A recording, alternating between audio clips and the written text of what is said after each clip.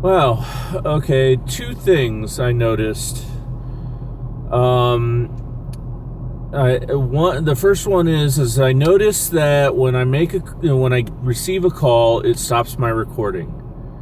I will be contacting HTC, who makes this phone, to see if there's a way to let the call come through and record at the same time still. If not, I'll have to figure out something else. The other thing I noticed is that the screen seems to zoom in like that. I don't know if that'll show up. I zoomed in and then I zoomed back out, but it zooms in only like that. That's very little bit of zoom when I hit the record button, but it still zooms in a bit. So I don't know what's up with that. I'll have to talk to HTC about that as well. But we are on our way home. There's a standing notice, not really. I mean, it's an unsaid thing, but when a certain coworker is at work, we all end up saying Eskimo instead of decimal. And I'm the type of person that when the readout is a 0, I'll say dead. So earlier today, I radioed in the fuel load for this one aircraft that was going to Las Vegas, and the fuel load was 16,000 pounds, and I read it off as 16.0, and then I said, that is, I repeat, 16 Eskimo dead. And a few people chuckled at that.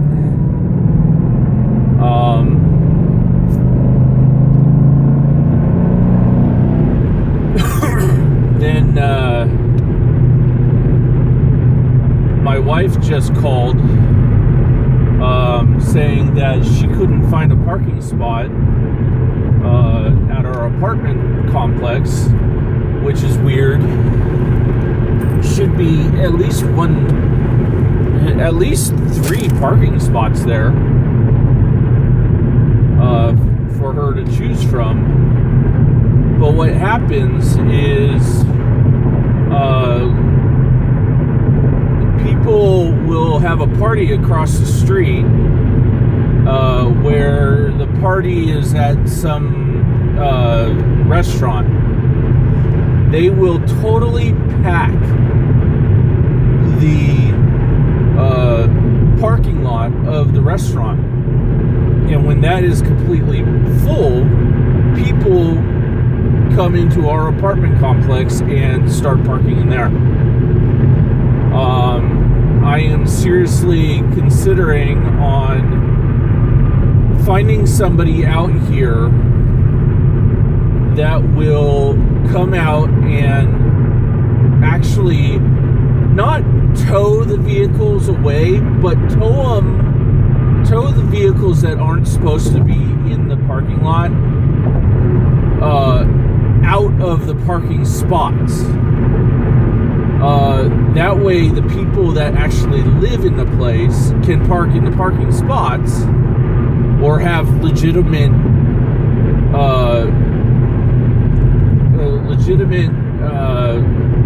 parking,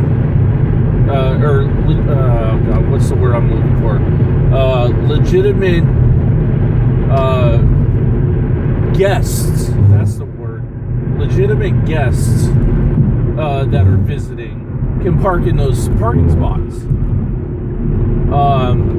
I myself, my wife drives our SUV, which we had to trade in our F-150 because it just started breaking down.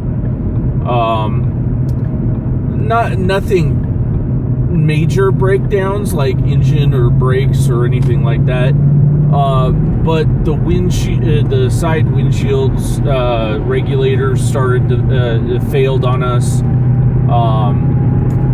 And that's like a $50 part, but it's a lot of hassle to get it in there and all that stuff. Then there's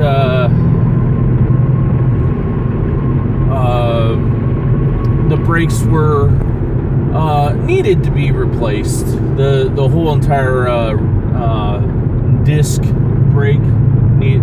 I'm sure the pads were actually just fine. The pads were almost brand new.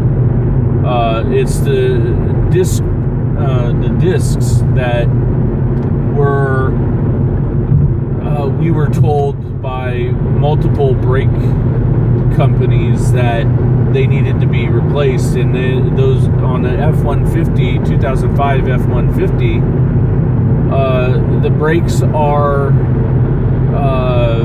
the disc brakes are $300+ each. That's not even for two of them, like the front ones or something, because apparently they have to have some. They're attached to bearings and whatnot, and you can't just get the rotors themselves.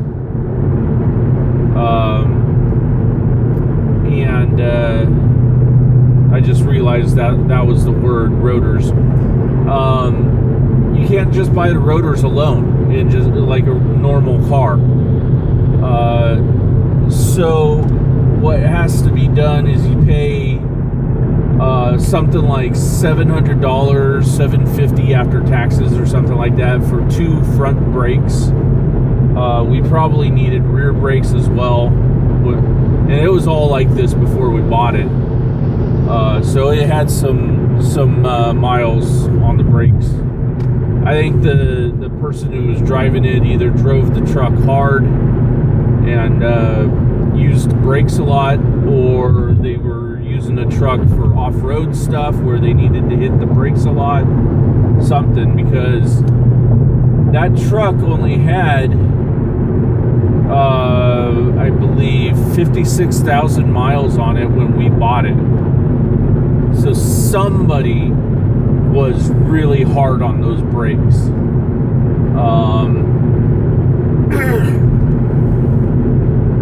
So then, we needed new tires because they were getting to the point where they were almost bald. Then the window regulator was just the last straw, basically. I just decided and my wife took out a loan on the car, or on the truck, and from one of those shady loan places, and we were paying the interest only. We weren't even paying off the vehicle itself. We were just paying the interest, and it was unbearable. So for the price of the interest, we have bought a new vehicle, or a newer vehicle. It's a 07 Explorer, and that's my indicator telling me I'm getting empty.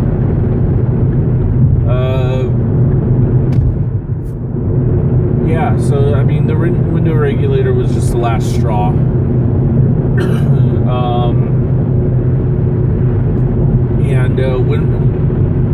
With the Explorer, what we didn't realize when we bought it is that it had accident damage according to Carfax, there was one accident reported.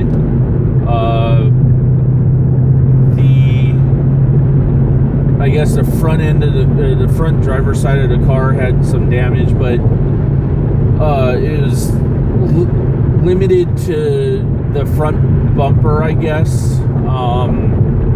By the time we bought it, it looked brand new, basically. The body, at least, looked brand new.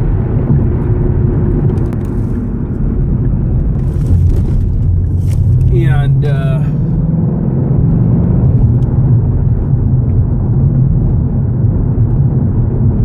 so yeah, that was the whole issue with that.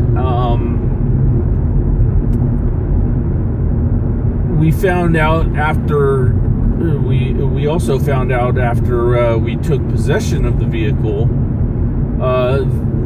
Looking under the vehicle, there was what used to be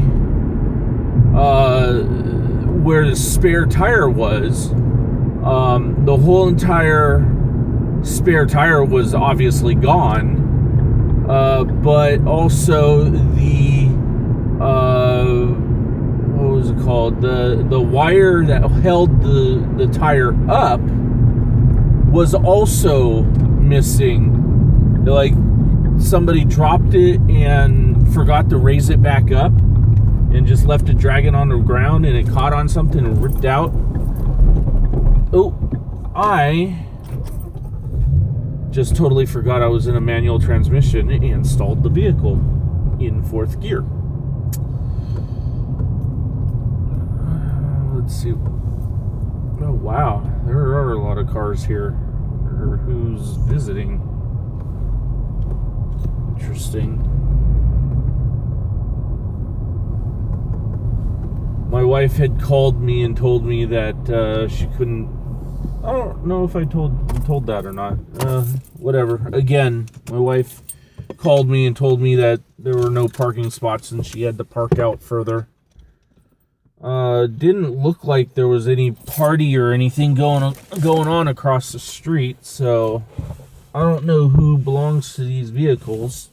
Probably family or something to more than a couple of these places. However, I'm here at home, putting my shoes back on so I can go indoors. And yeah, whatever. See you later.